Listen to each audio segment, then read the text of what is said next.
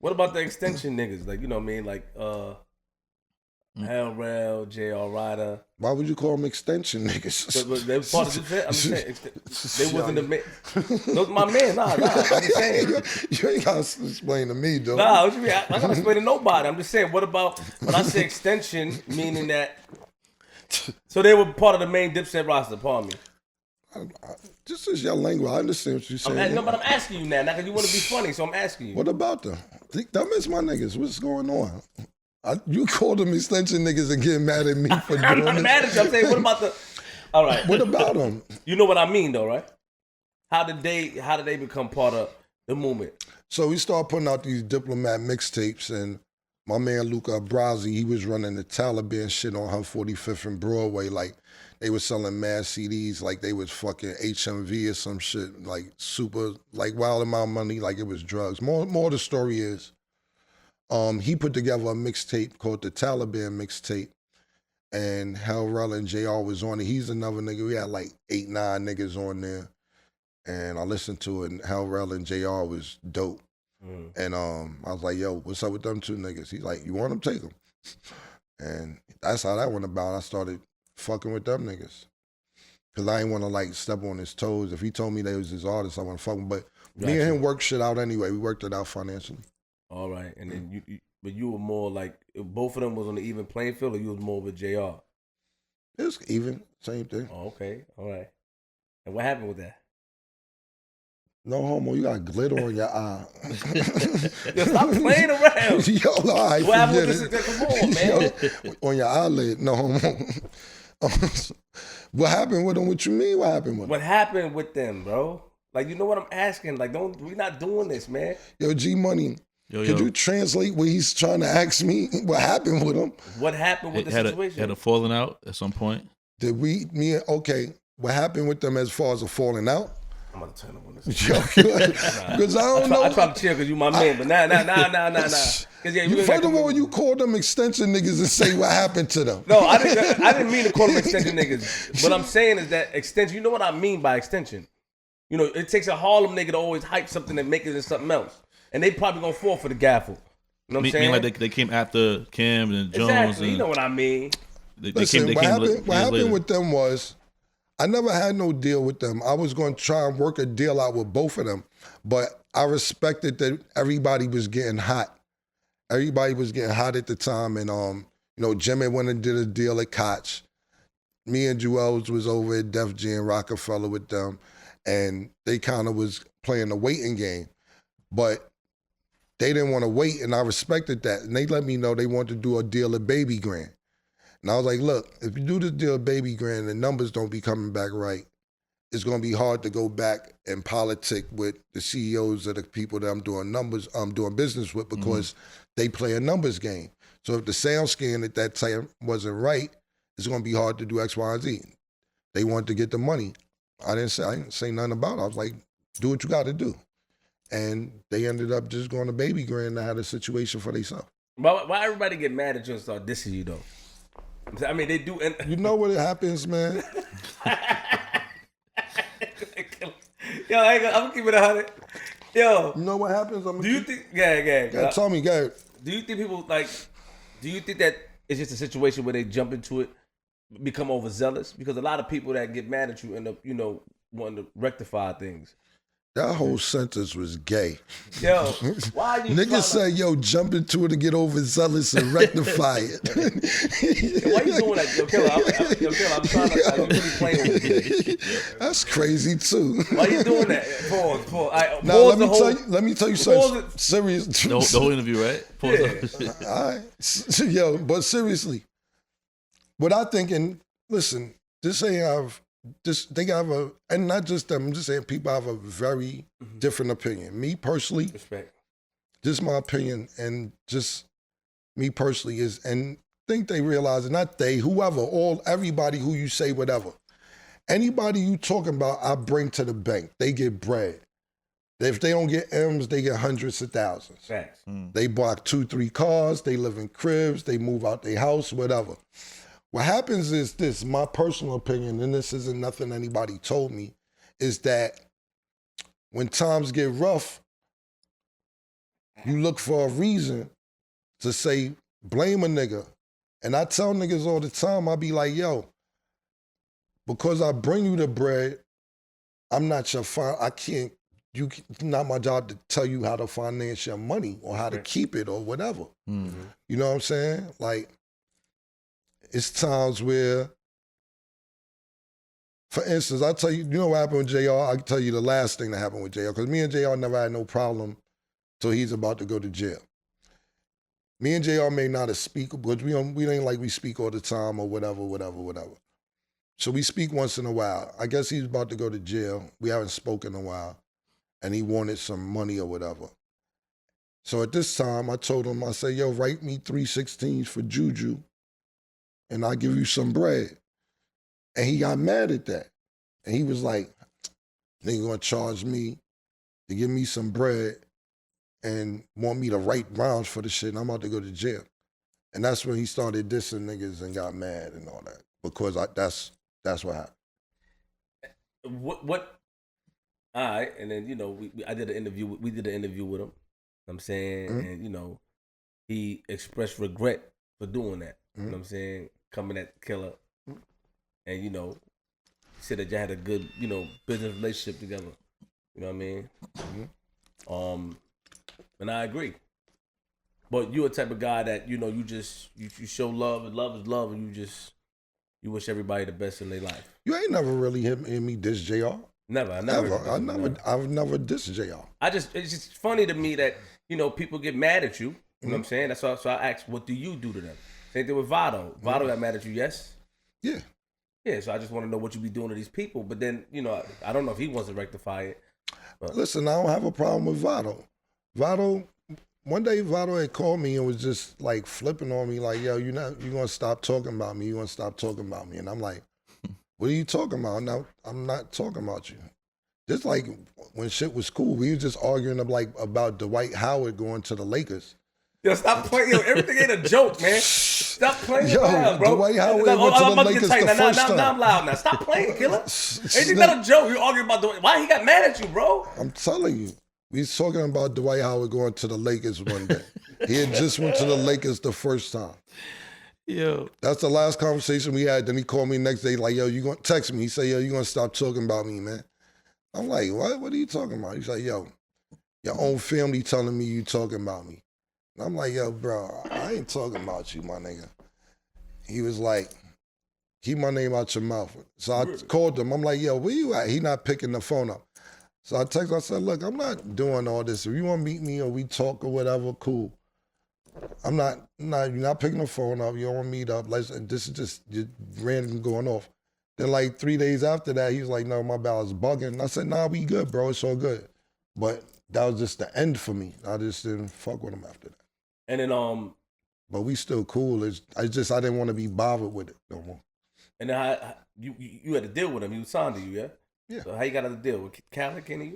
Nah, well, he already was out there with me. Khaled just called me as a form of respect, but respect. What happened was, and it's crazy, one of my good friends, my man Tone, we had stopped speaking over this situation.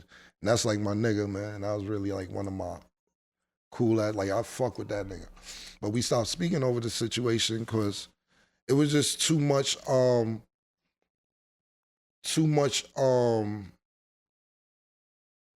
non-communication, I would say, because we ended up doing a deal with Interscope with G. Nelson and G. Robeson. And I would go up there with Vado and we say something. Then next week, Tone would go up there with Vado and say he's the manager and whatever. And they just wasn't clear because me and Tone wasn't speaking and Vado wasn't saying nothing. Vado was letting both of us come up there, which was no problem, but it just needed to be better communication. And unfortunately, me and Tone wasn't speaking at the time.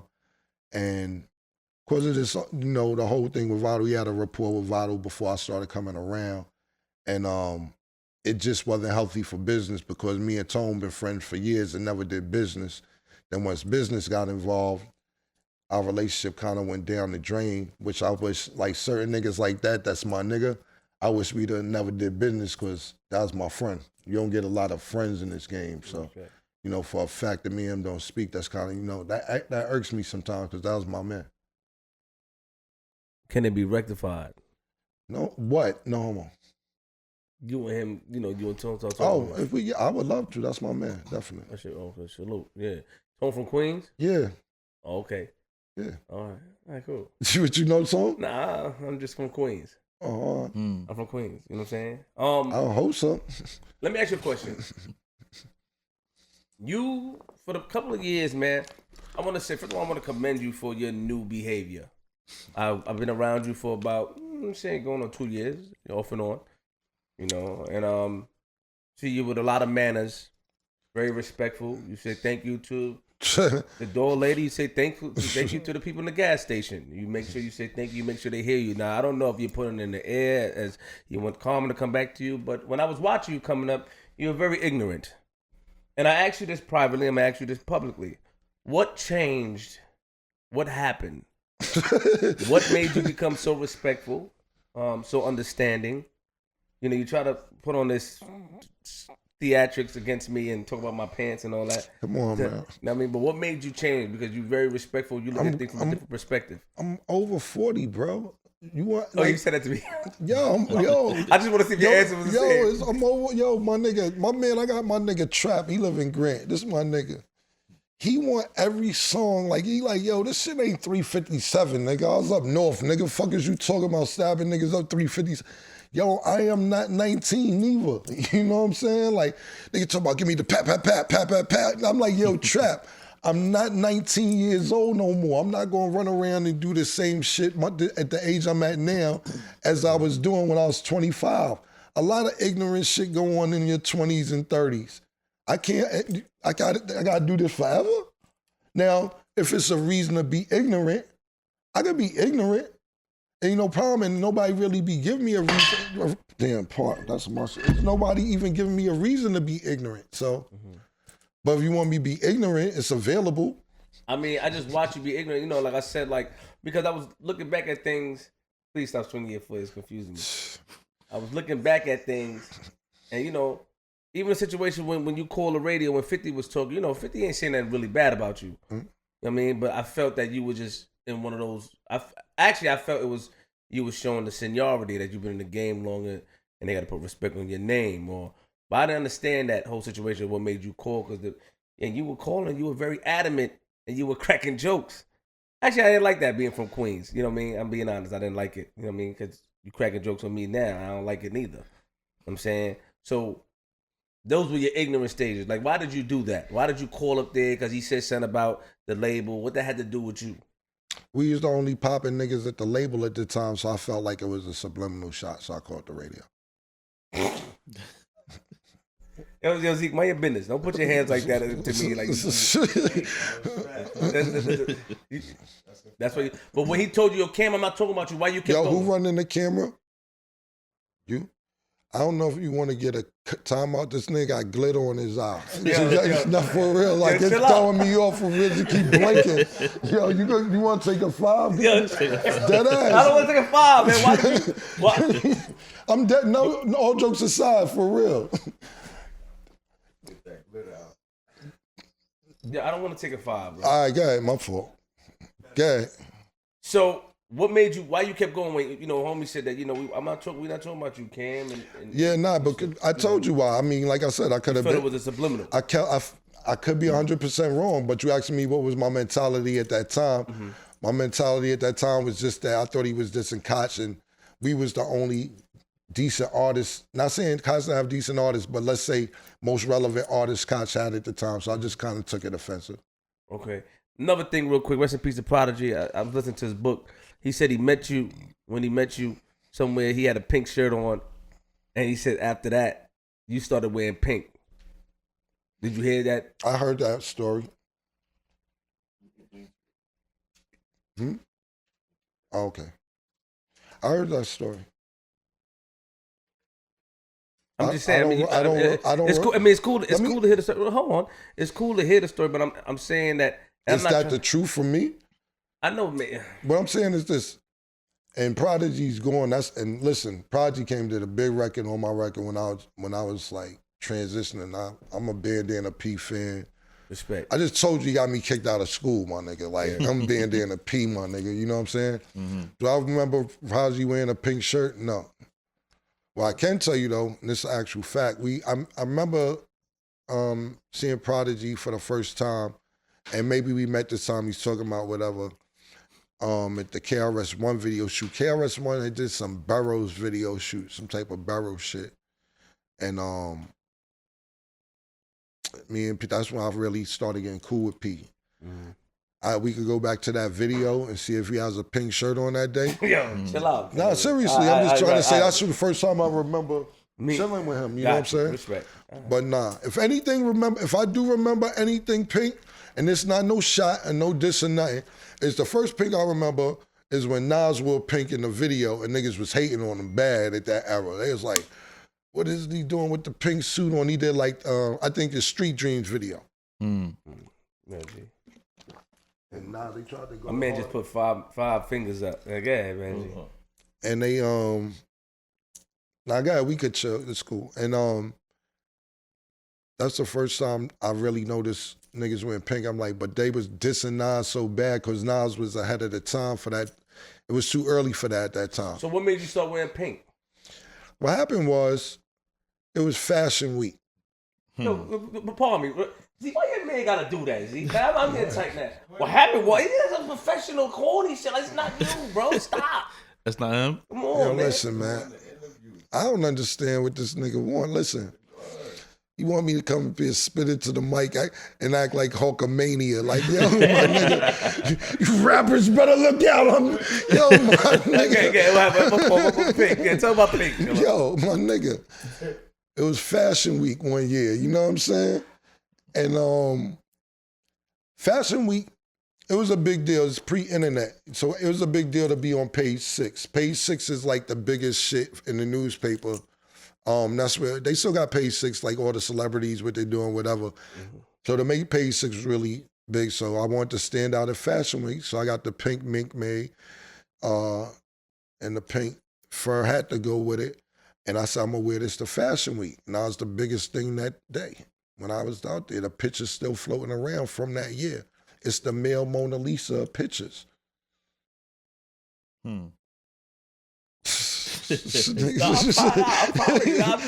So it wasn't nothing that was done intentional. I just wanted to stand out that day. And it was a whole bunch of press behind it, Cam, this, that, and the third. So I started saying, let me fuck with pink.